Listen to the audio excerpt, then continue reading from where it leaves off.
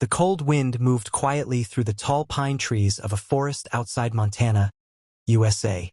It was early evening, and the orange sunlight was slowly disappearing behind the mountains. Iron Jack Thompson, a tall biker with a gray beard and leather jacket, was riding his Harley through a narrow forest road. Jack and his biker club, the Iron Brotherhood, were returning from a charity ride. Suddenly, Jack heard something strange. A weak voice. "Help, please." He slowed down his bike and looked around. The forest was quiet except for the sound of leaves moving in the wind. Then he heard it again. "Help me."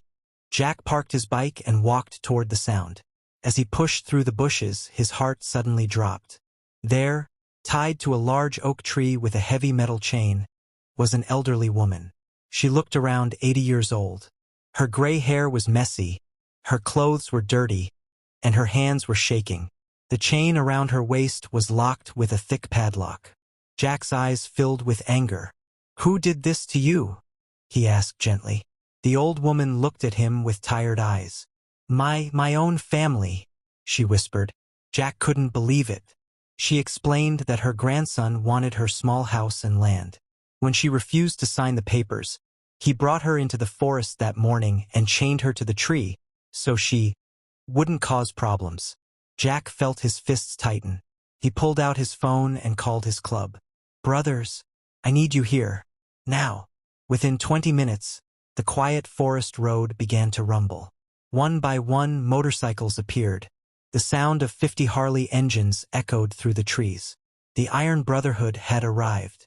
Big bikers with tattoos, leather jackets, and long beards stepped off their bikes. But the moment they saw the chained grandmother, their tough expressions turned into pure shock. One biker named Mike whispered, "Who would do this to a grandma?" Another biker, Carlos, quickly grabbed bolt cutters from his saddlebag. "Let's get her free." With one strong squeeze, clank, the chain snapped open. The old woman started crying as they carefully helped her stand. "Easy, ma'am," Jack said softly. "You're safe now."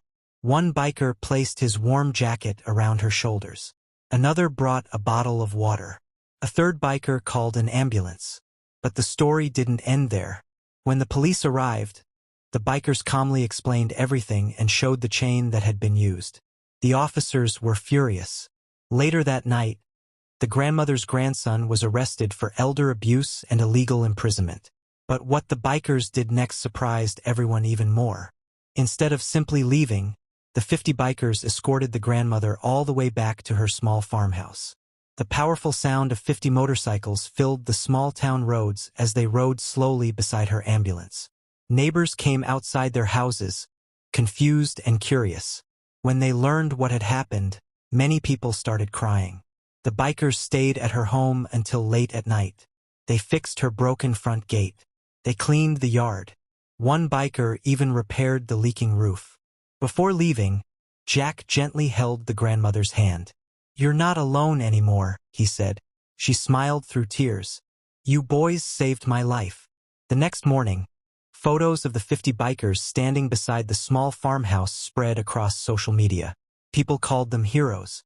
But Jack later said something simple in an interview. "We didn't do anything special," he said.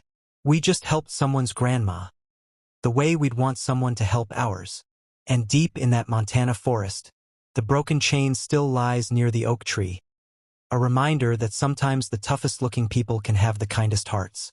And for one grandmother, the roar of 50 biker engines became the sound of freedom.